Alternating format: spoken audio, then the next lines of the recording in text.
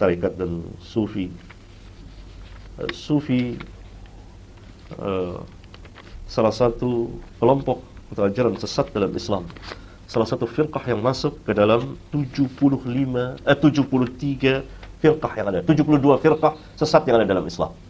Dan Nabi SAW mengatakan bahwa umatnya akan berselisih menjadi 73 firqah. 72 terancam nar dan 1 dijanjikan jannah. Nah, sufi salah satu firqah yang sebagiannya masih masuk ke dalam 72 yang sesat umat Muhammad. Sebagiannya lagi sudah berada di luar Islam. Karena ajaran tasawuf muncul karena dua kelompok, dua golongan. Golongan yang pertama, munculnya ajaran tasawuf dengan sufinya oleh kelompok zindiq, orang-orang munafikun. Pada akhir abad kedua Hijriyah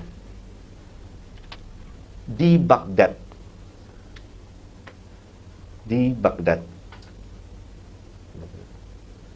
Ini kelompok pertama.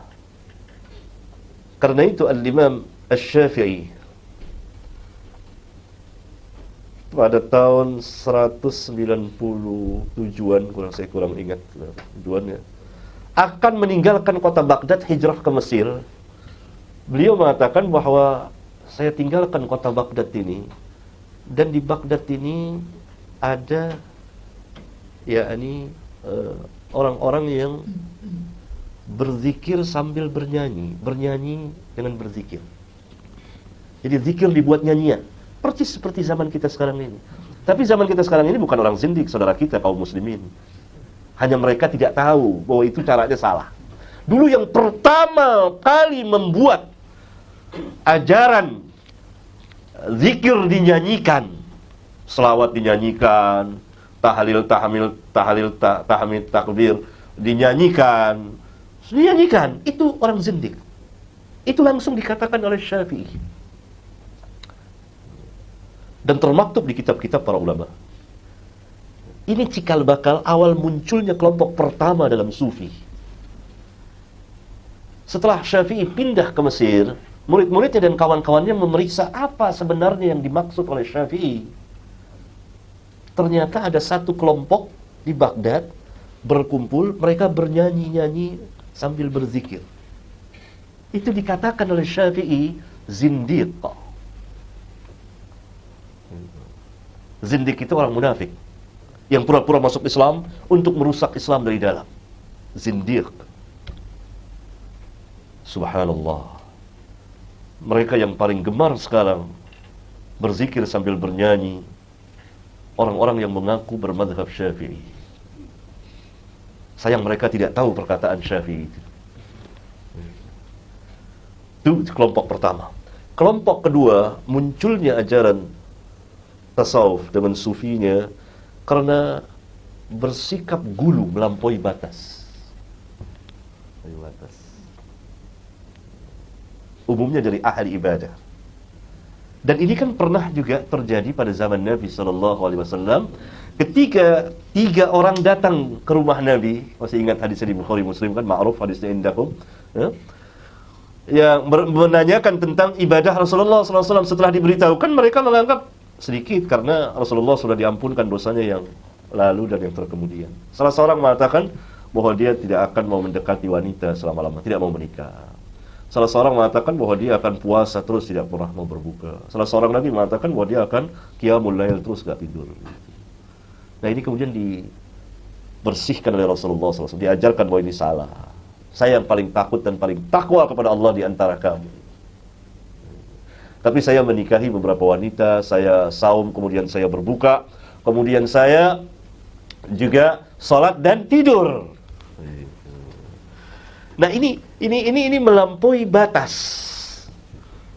Muncul kelompok kedua itu melampaui batas dalam beribadah kepada Allah.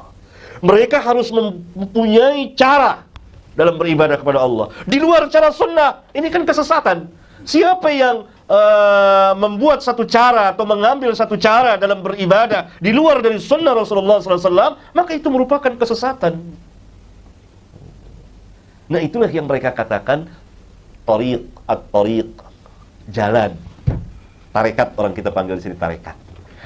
Cara tersendiri yang mereka buat untuk beribadah kepada Allah. Ini al-ghulu, melampaui batas.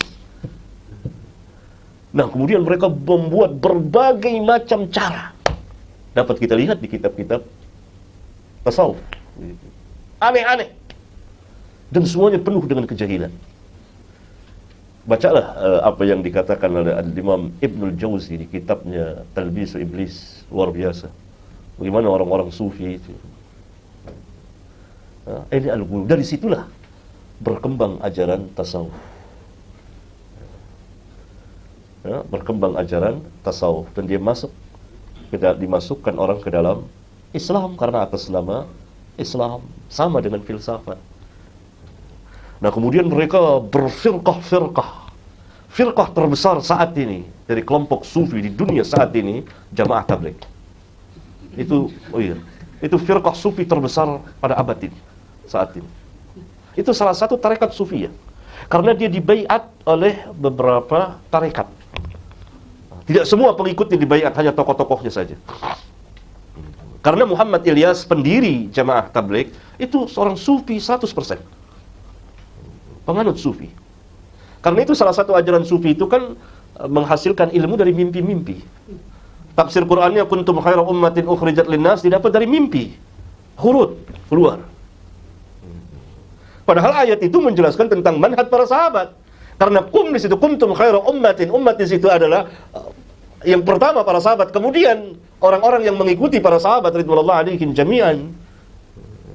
Karena ayat kuntum khaira ummatin ukhrijat linnas sama dengan hadis Rasulullah SAW, khairun nas qarni, khairukum qarni, khairu ummati qarni. Jadi yang mendapat bagian besar dari ayat itu para sahabat. Yang lain masuk ke dalam ayat itu mengikuti para sahabat. Nah, ini ditafsirkan oleh Muhammad Ilyas sebagai pendiri Jamaah Tabligh, seorang sufi, bahwa kewajiban khurud. Dan dia mengatakan dalam mimpinya bahwa saya diperintah seperti diperintahnya para nabi dan rasul.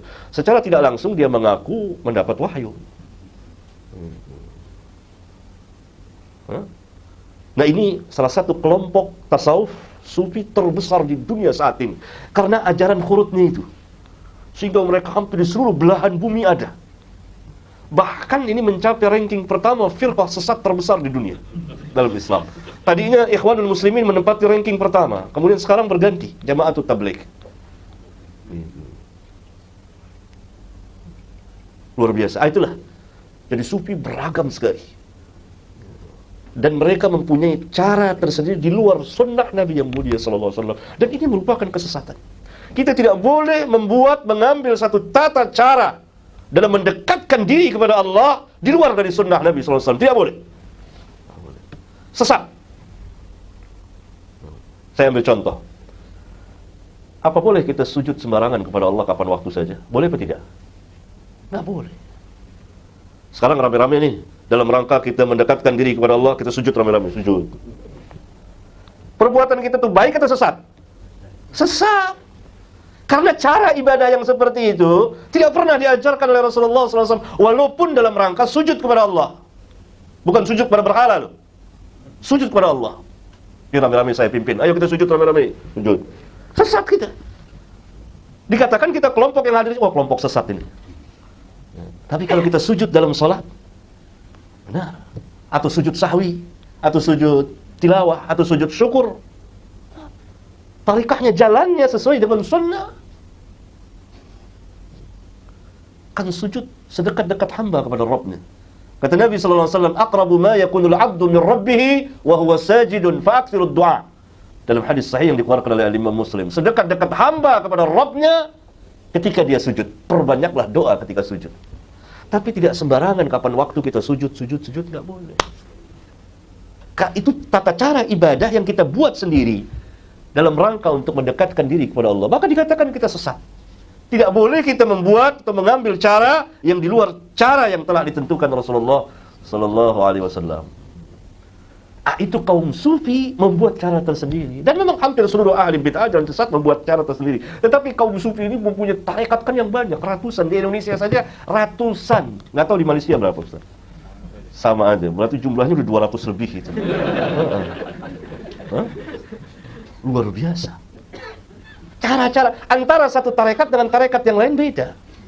Itu kan ajaran yang apa namanya? Asy'ari Muhammad Arqam. Itu salah satu tarekat Sufiyah tapi sudah di luar Islam itu. Sudah di luar Islam itu. Jadi ada yang tetap masuk masing dalam Islam, ada yang memang sudah keluar. Saya paham wahdatul wujud. Segala yang mewujud Allah. Atau paham hulul, kesatuan dengan Allah, ini lebih kufur dari Yahudi dan Nasara. Paham wahdatul wujud dan al-hululiyah, ittihadiyah dan al-hululiyah itu lebih kufur dari Yahudi dan Nasara. Karena Yahudi hanya menganggap Uzair saja yang anak Allah. Nas Kristen hanya menganggap Isa saja yang anak Allah. Paham wahdatul wujud, segala yang mewujud Allah. Mana lebih kufur? Ini lebih kufur atas nama Islam. Orang Kristen hanya meyakini bahwa zat Allah hanya masuk menyatu kepada Isa saja, tidak pada yang lain. Paham al-hululiyah mengatakan bahwa zat Allah masuk ke seluruh, ke kita, ke mana, ke semua. Ini lebih kufur, akfar, lebih kufur dari Yahudi dan Nasara, tapi atas nama Islam. Dan ini berkembang di negeri-negeri Islam.